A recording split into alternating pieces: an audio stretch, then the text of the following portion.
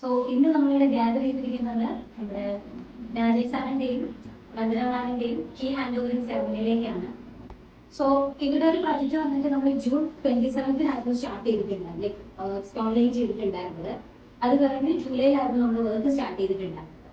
So before deadline, ആ ഒരു ഡെഡ്ലൈനിന് മുന്നേ തന്നെ ഇവിടെ പ്രൊജക്ട് ആ ഒരു ക്വാളിറ്റിയിലോ കാര്യങ്ങളൊന്നും കോംപ്രമൈസ് ഒന്നും ചെയ്യാതെ സക്സസ്ഫുള്ളി നമുക്ക് കംപ്ലീറ്റ് ചെയ്യാനായിട്ട് സാധിച്ചു. സോ അതിന് we are so grateful to the universe.